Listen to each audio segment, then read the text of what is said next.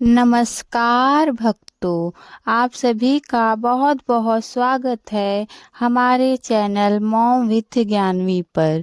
और आज हम सुनेंगे अमालिका एकादशी व्रत की कथा। तो भक्तों चलिए सुनते हैं अमालिका एकादशी व्रत की कथा। एक बार श्री सूत जी ने 88,000 ऋषियों को संबोधित करते हुए कहा, हे ऋषियों, एक बार की बात है, महान राजा मानधाता ने वशिष्ठ जी से पूछा, हे वशिष्ठ जी, यदि आप मुझ पर प्रसन्न हैं तो मुझे ऐसे व्रत की कथा कहिए जिससे मेरा कल्याण हो जाए। महर्षि वशिष्ठ जी बोले, हे राजन, सब व्रतों से उत्तम और अंत में मोक्ष देने वाला अमालिका एकादशी यानी आवला एकादशी का व्रत है। राजा मानधाता ने कहा, हे मुनिवर, इस अमालिका एकादशी के व्रत की उत्पत्ति कैसे हुई? इस व्रत के करने की क्या विधि है? हे वेदों के ज्ञाता, कृपया करके इसका सब विवरण मुझे विस्तार पूर्वक कहें। मुनि वशिष्ठ ने कहा, हे राजन, मैं तुम्हारे सामने इस व्रत का वर्णन करता हूँ। यह व्रत फागुन मास की शुक्ल पक्ष से में होता है। इस व्रत के फल से समस्त पाप नष्ट हो जाते हैं। इस व्रत का पुण्य 1000 गौदान के बराबर होता है। अमलिकी एकादशी की महत्ता उसके गुणों के अतिरिक्त इस बात पर भी है कि इसकी उत्पत्ति भगवान विष्णु के श्रीमुख से हुई है। अब मैं आपसे इसके पुण्य फलों को देने वाली पौराणिक कथा करता हूँ। ध्यान पूर्वक सुनो।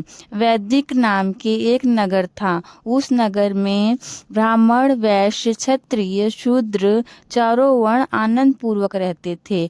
नगर में सदैव वे ध्वनि गूंजा करती थी। उस समय नगरी में कोई पापी, दुराचारी, नास्तिक आदि नहीं था। उस नगर में चैत रथ नामक राजवंशी राजा राज्य करता था। वह महाक विद्वान तथा धार्मिक प्रवृत्ति का था। उसके राज्य में कोई भी दरिद्र और कंजूस नहीं था। उस राज्य के सभी निवासी विष्णु भगवान के भक्त थे। भगवान उस राज्य पर विशेष कृपा किए हुए थे। वहाँ के वृद्धा से बालक तक सभी निवासी प्रत्येक एकादशी का व्रत करते थे। एक समय फागुन मास के शुक्ल पक्ष की अमलिकी एकादशी का दिन था। उस दिन राजा से प्रजा तक, वृद्ध से बालक तक हर्ष सहित सभी एकादशी का व्रत किए हुए थे। राजा अपनी प्रजा के सभी मंदिर में आकर कुंभ स्थापित करके तथा धूप, दीप, नैवेद्य, पंचरत्न, छत्र आदि से छत्री का पूजन करने लगे।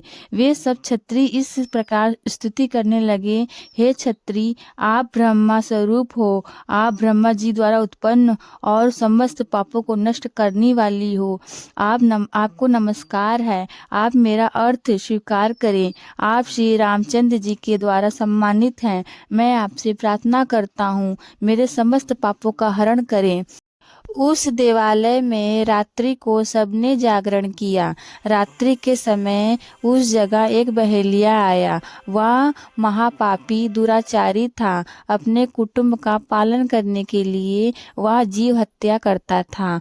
वह भूख प्यास से अत्यंत व्याकुल था। कुछ भोजन पाने की इच्छा से मंदिर के कोने में बैठ गया। उस जगह भगवान विष्णु की कथा तथा एकादशी महात्म्य में सुनने लगा।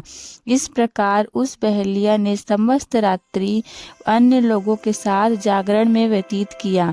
प्रातः काल उठते ही सभी लोग अपने अपने घर को चले गए। इस प्रकार वह बहेलिया भी अपने घर आ गया। वहां आकर भोजन किया। कुछ समय बीतने के पश्चात उस बहेलिया की मृत्यु हो गई। उसमें जीव हत्या की थी। इस कारण हालांकि वह घोर नरक का अधिकारी था, किंतु उस दिन अमलिकी एकादशी का व्रत तथा जागरण करने का प्रभाव से उसने राजा विदुर के यहाँ पर जन्म लिया। उसका नाम वासुतम रखा गया। वह चतुरंगी सेना सहित तथा धन्य धान से युक्त होकर 10 सहस्त्र गांव का पालन करने लगा। वह तेज में सूर्य के समान, कांति में चंद्रमा के समान, वीरता में भगवान विष्णु के समान तथा समा में पृथ्वी के समान था। वह अत्यंत धार्मिक, सत्यवादी, कर्मवीर और विष्णु भक्त था। वह प्रजा को सम्मान देने वाला था, प्रजा का पालन पोषण करने वाला था। दान सेना उसका नित्य कर्तव्य था। एक दिन राजा वसुरज शिकार खेलने के लिए गया। देवभोग से वन में एक वृक्ष के नीचे जाकर सो गया। उस समय पहाड़ी डाकुर वहां आ गए और राजा को अकेला देखकर मारो मारो का उच्चारण करते हुए राजा की तरफ भागने लगे। वह डाकू कहने लगे कि इस दुष्ट राजा ने हमारे माता पिता, पुत्र पौत्र आदि सभी संबंधियों को मारा है तथा देश से निकाला है। अब हमें इसे मारकर अपने अपमान का बदला लेना चाहिए। ऐसा कहकर वह डाकू राजा को मारने के लिए दौड़े। उनके हाथ में अस्त्र शस्त्र थे जिनसे वह प्रहार करने लगे। उनके अस्त्र शस्त्र राजा के शरीर पर गिरते ही नष्ट हो जाते और राजा को पुष्पों के समान प्रतीत होते। कुछ देर बाद विधाता की करनी ऐसी हुई कि उन डाकुओं के अस्त्र शस्त्र उन पर ही उल्टे चलने लगे, जिससे कि वह सारे घायल होकर मूर्छित हो गए। उस समय राजा के शरीर से एक दिव्य शक्ति प्रकट हुई। वह दिव्य शक्ति अत्यंत सुंदर तथा अत्यंत वस्त्र और आभूषण से अलंकृत थी। उसकी मुकुटी टेढ़ी थी, उसकी आंखों में लाल लाल अग्नि निकल रही थी। वह उस समय काल के समान प्रतीत हो रही थी। उसने देखते ही देखते उन डाकुओं को काल के गाल में पहुंचा दिया। जब राजा की निद्रा टूटी तो उन डाकुओं को मरा हुआ देखकर राजा सोचने लगा कि इन सबको किसने मारा है, मेरा इस वन में कौन हितेश रहता है। जब राजा वसुत ऐसा विचार कर रहे थे तभी आकाशवाणी हुई, हे राजन, इस संसार में विष्णु भगवान के अतिरिक्त तेरी रक्षा करने वाला कौन हो सकता है। इस आकाशवाणी को सुनकर राजा ने विष्णु भगवान को प्रणाम किया।